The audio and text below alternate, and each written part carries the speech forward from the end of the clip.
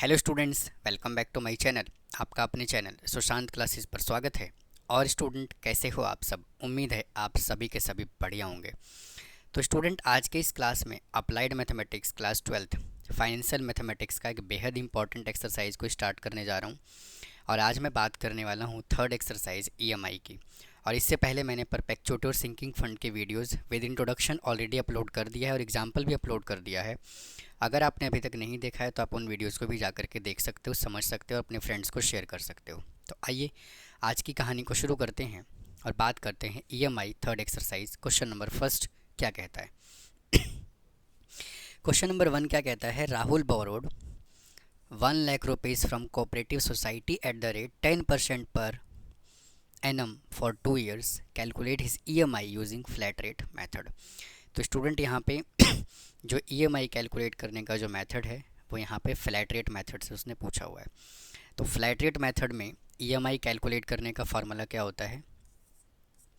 EMI is equal to, formula होता है principal plus interest divided by number of payment. Number of payment भाई, ये formula होता है। तो सबसे पहले हमें क्या करना होगा? इंटरेस्ट को निकालना पड़ेगा। तो इंटरेस्ट का फॉर्मूला क्या होता है? P into r into t divided by 100। वही सिंपल इंटरेस्ट वाला फार्मूला। तो I is equal to, principal उसने हमें कितना दे दिया? 1 lakh rupees into rate of interest कितना है? 10% है, इंटू और टाइम कितना है? 2 years है, डिवाइडेड बाई 100। तो इससे ये कैंसिल हो गया। तो यहाँ से कितना आ जाएगा? 20,000। तो ईएमआई निकालने का क्या फार्मूला होता है? प्रिंसिपल है आपका 1 लाख, रेट ऑफ इंटरेस्ट है 20,000, प्लस करेंगे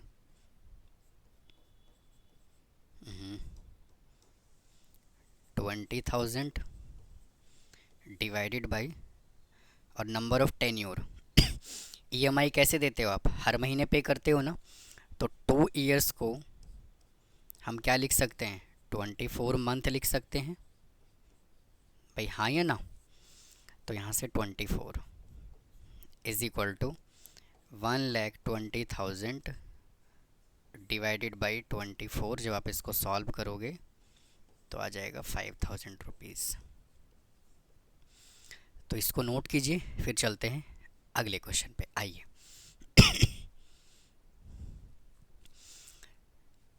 calculate the EMI under the flat rate system. Loan लिया हुआ है 5 लाख रुपए का with 10% annual rate of interest 5 years के लिए। तो स्टूडेंट, यहाँ से प्रिंसिपल अमाउंट उसने कितना दे दिया? 5 लाख रुपीज़। और रेट ऑफ इंटरेस्ट कितना है? 10% है, और टाइम है वो 5 years है। तो यहाँ से इंटरेस्ट कैलकुलेट करो। P into r into t, 5 lakh into 10 into 5 divided by 100। इससे ये कैंसिल हो जाएगा। तो I is equal to 50,000 50,000 into 5, 2,50,000। ठीक है। और ईएमआई का फार्मूला क्या होता है? ईएमआई फ्लैट रेट मेथड से principal plus interest upon number of years. तो प्रिंसिपल हमें कितना गिवन है? 5 lakh rupees. Rate of interest है 2,50,000 divided by number of years 5 है। तो 5 को मंथ में कन्वर्ट करोगे, मतलब 5 years को मंथ में कन्वर्ट करोगे तो कितना आएगा? 60 आएगा। तो 7,50,000 डिवाइडेड बाई 60, इसको इससे कैंसिल कर लीजिए।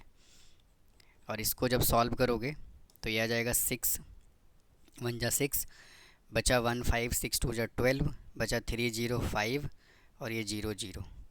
तो यानी कि उसका जो ईएमआई होगा वो कितना होगा? 12500। इसको नोट कीजिए, फिर चलते हैं नेक्स्ट क्वेश्चन पे।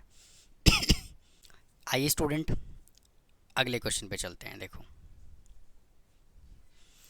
कहा हुआ है क्या कि Jyoti buy a car which he make to down payment 3,50,000 rupees. उसने डाउन पेमेंट किया 3,50,000 रुपये का। And the balance is to be paid 3 years by monthly instalment 34,000 rupees each. मतलब कहने का ये है कि उसने डाउन पेमेंट जो है ना वो इतना किया और ईएमआई उसने इतना पे किया। If the financer charge interest rate 5% per annum दिया हुआ है and uses flat rate method, find the actual price of the car. तो देखो इसके अंदर हम ये मान लेते हैं क्या, let actual price of car be rupees P. भाई पी रुपीज़ मान लेते हैं। एक्चुअल प्राइस जो कार का है वो पी मान अजूम कर लिया। अब यहाँ से हमें इंटरेस्ट निकालना है। तो इंटरेस्ट का फॉर्मूला क्या होता है, P into r into t divided by 100। तो interest is equal to, principal हमें नहीं मालूम और रेट ऑफ इंटरेस्ट कितना गिवन है, 12% गिवन है।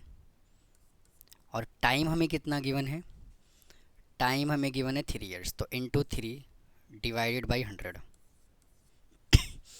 तो I इज इक्वल टू यहाँ से कितना आ जाएगा, 36P अपॉन 100। यहाँ तक कोई डाउट है तो बताओ। अब सुनो, अब यहाँ से हम अगर हमें EMI निकालना है तो EMI का फॉर्मूला क्या होता है, P प्लस आई मतलब principal plus interest divided by number of payment. भाई यही होता है। तो EMI उसने हमें कितना दे दिया, 34,000 दे दिया। और प्रिंसिपल हमने P एजूम किया हुआ है प्लस, और I हमने निकाला 36P अपॉन में 100 divided by number of payment कितना होगा, 3 years है तो 3 इंटू 12। अब इसको सिंप्लीफाई करो, इसको उधर लेकर के चले जाओ तो हो जाएगा 34,000 इंटू 36 इज इक्वल टू, इसको सॉल्व करोगे तो आ जाएगा 100P प्लस 36P अपॉन 100। तो 34,000 into 36 is equal two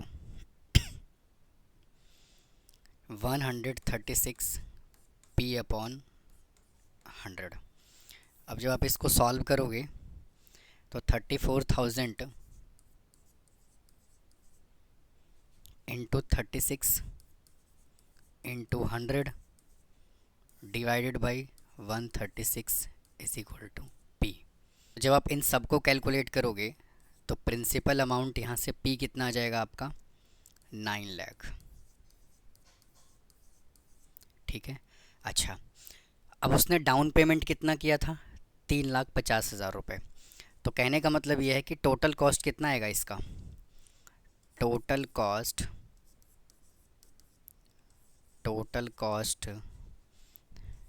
of car is equal to 9 lakh rupees. तो स्टूडेंट ये आ गया एक्चुअल वैल्यू, और 3,50,000 उन्होंने डाउन पेमेंट किया। तो टोटल जो पेमेंट है वो कितना हो गया, 12,50,000 रुपीज़ का।